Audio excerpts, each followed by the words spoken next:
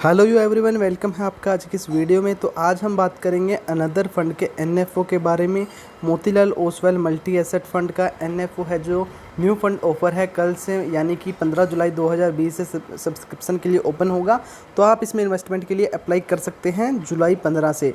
तो अगर आप हमारे चैनल को फॉलो करते हैं तो आपको पता होगा, मैंने लास्ट मंथ एक वीडियो बनाई थी तो उसमें बताया था कि ये जो 10 फंड हाउस हैं अपना एनएफओ मार्केट में ला सकते हैं आने वाले टाइम में, क्योंकि उन्होंने जो सेबी को अपनी फाइल जमा करवाई थी कि एनएफओ को लेकर कि न्यू फंड जो मार्केट में लाने के लिए। तो उसमें से मेरे एसेट था और Motilal Oswal mutual fund house का भी नाम था।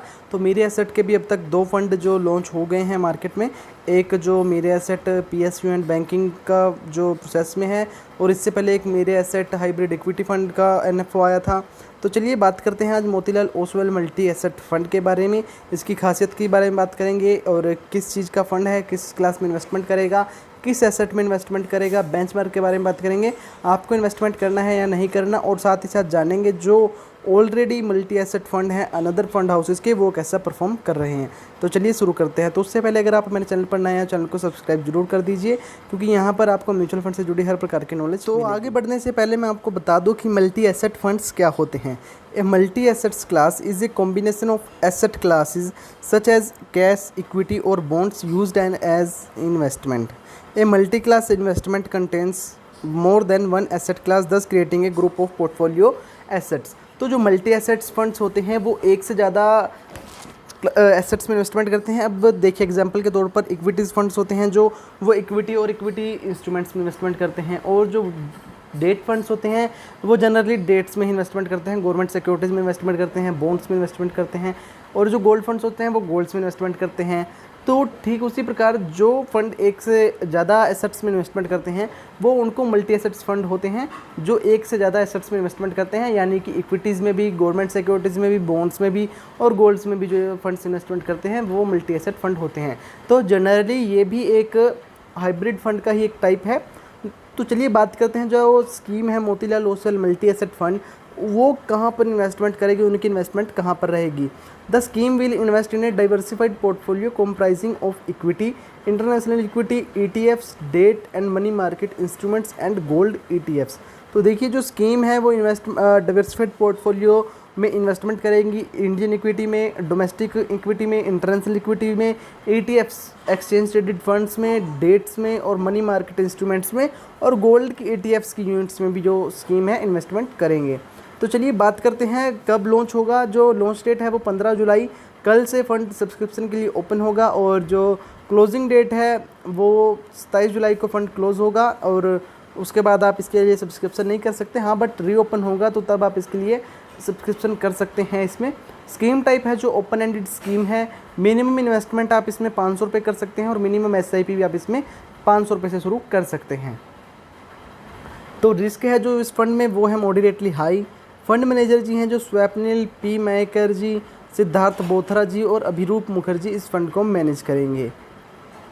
बेंचमार्क है जो the benchmark for the fund is 30% Nifty plus 50% Crisil short term gilt index plus 10% domestic price of gold and 10% S&P 500 index.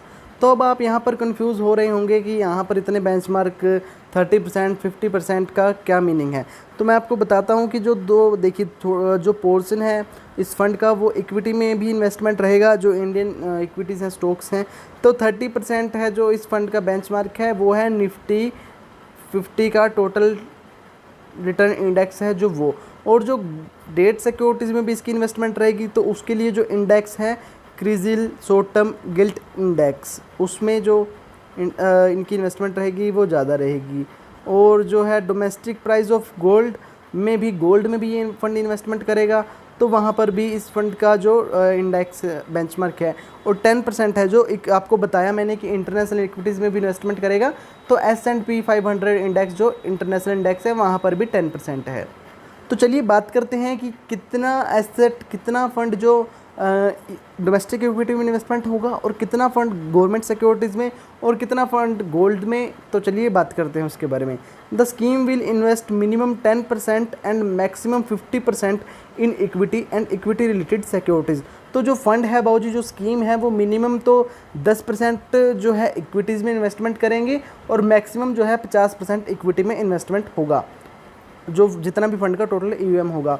और 40 से 80% जो है डेट और मनी मार्केट इंस्ट्रूमेंट्स में इन्वेस्टमेंट होगा और बाकी का जो 10 से 20% गोल्ड ईटीएफ्स में इन्वेस्टमेंट होगा, उनकी यूनिट्स में इन्वेस्टमेंट होगा। In Indian equity A high quality portfolio of large cap stocks. तो जो इंडियन इक्विटी डोमेस्टिक इक्विटीज़ में इन्वेस्टमेंट होगी वो हाई क्वालिटी के जो पोर्टफोलियो हाई ग्रोथ होंगे, लार्ज कैप स्टॉक्स होंगे, उनमें इन्वेस्टमेंट होगा। और डेट मनी मार्केट में जो बात करें तो a high quality triple A portfolio with 3 to 5 year average maturity heavy on government sectors. तो आपको पता होगा कि जो गवर्नमेंट सिक्योरिटीज़ के बॉन्ड्स होते हैं, पेपर्स होते हैं, उनकी क्वालिटी होती है ए, डबल ए, ट्रिपल ए। तो जो ट्रिपल ए होते हैं वो सबसे बेस्ट बॉन्ड्स होते हैं। तो जो इसकी इन्वेस्टमेंट रहेगी डेट और मनी मार्केट के इंस्ट्रूमेंट्स में, वो ट्रिपल ए के जो ए क्वालिटी के बॉन्ड्स या पेपर्स होंगे उनमें इन्वेस्टमेंट रहेगी और जिनकी रेंज जो मैच्योरिटी की एवरेज रेंज होगी वो 3 से 5 साल तक जो वो पेपर्स बॉन्ड्स जो है मैच्योर होंगे। तो यहाँ पर जो काफ़ी अच्छा कॉम्बिनेशन है, अगर आप एक अलग से अपना पोर्टफोलियो बनाते हैं, थोड़ा अपना पैसा आप इक्विटी में रखते हैं, थोड़ा डेट्स में डाल रखा है और गोल्ड्स में, तो आप ऐसे में एक ही फंड में इन्वेस्टमेंट करके, इस फंड में मल्टी एसेट फंड में इन्वेस्टमेंट करके तो आप टेंशन फ्री हो सकते हैं। तो आपको अपने पोर्टफोलियो को बार बार चेक करने की ज़रूरत नहीं रहेगी। तो आप ऐसे में एक ही अपने फ़ंड को चेक कर सकते हैं डेली और रिटर्न्स का भी आप मज़ा ले सकते हैं इनका। तो यहाँ पर जो है आपकी रिटर्न्स होंगी वो डाइवर्सिफाई हो जाएगा आपका रिस्क जो है, क्योंकि देखिए गवर्नमेंट सिक्योरिटीज़ में भी इन्वेस्टमेंट होगी, इक्विटी में भी और इंटरनेशनल इक्विटीज़ में भी, और सबसे मेनली बात गोल्ड में इन्वेस्टमेंट होगी जो सेफेस्ट तरीका माना जाता है हमारे इंडिया में। और इंटरनेशनल इक्विटी में बता दें आपको, through and allocation to unit of Motilal Oswal S&P 500 index fund. तो अभी हाल फिलहाल में जो कुछ टाइम पहले Motilal Oswal S&P 500 index launch हुआ है, तो जो बाकी की इन्वेस्टमेंट होगी वो उस फंड में ही की यूनिट्स में इन्वेस्टमेंट होगी। Motilal Oswal S&P 500 index fund की यूनिट्स में इन्वेस्टमेंट होगी जो इंटरनेशनल इक्विटी के तौर पर होगी। तो गोल्ड के बारे में बात करें तो गोल्ड की ETFs में इन्वेस्टमेंट करके गोल्ड की में भी इन्वेस्टमेंट किया जाएगा। तो चलिए बात करते हैं फंड हाउसेस की तरफ से क्या कहा गया है। The fund house said that the scheme will aim to help conservative investors to invest amid volatility and lackluster interest rates in fixed markets. The fund will use investment gold and international equities to provide a hedge against inflation and diversification. तो जो fund है वो investment कर रहा है gold में भी और इंटरनेशनल इक्विटीज़ में भी, इन्फ्लेशन को और डाइवर्सिफाई पोर्टफोलियो को डाइवर्सिफाई करने के लिए जो है इसकी इन्वेस्टमेंट गोल्ड में भी और इंटरनेशनल इक्विटी में भी रहेगी। तो काफ़ी अच्छी बात है, ये काफ़ी अच्छा फंड लगा मेरे को। अगर आप अपना रिस्क डाइवर्सिफाई करना चाहते हैं, अपना पोर्टफोलियो डाइवर्सिफाई करना चाहते हैं, तो आप इस फंड में इन्वेस्टमेंट कर सकते हैं। काफ़ी अच्छा फंड है। तो चलिए आगे बात करते हैं अनदर फंड के बारे में जो एग्जिस्टिंग फंड है इसी क्लास के, मल्टी एसेट फंड है जो। तो सबसे पहला हमारा जो फंड है UTI मल्टी एसेट फंड। जो NAV है इस फंड की वो है 36.68 पैसे। फंड साइज है 637 करोड़ रुपए और 1 मंथ में जो फंड ने रिटर्न दी है 6.52% की, 1 साल में 3.5% की, 3 साल में 3.48% की और 5 साल की बात करें तो 5.06% की इस फंड ने रिटर्न दी हैं। और मैक्सिमम जब से फंड लॉन्च हुआ है तो 5.95% की रिटर्न इस फंड ने दी हैं। तो हमारा जो नेक्स्ट फंड है वो है HDFC multi asset fund. NAV है जो 35.08 पैसे है। फंड साइज जो 238 करोड़ रुपए है। 1 मंथ की रिटर्न है जो 7.66% की, 1 ईयर की रिटर्न 4.84% की, 3 ईयर की रिटर्न जो 4.57% की, 5 ईयर की रिटर्न 6.72% की, मैक्सिमम रिटर्न्स है जो 8.37% की रिटर्न्स हैं।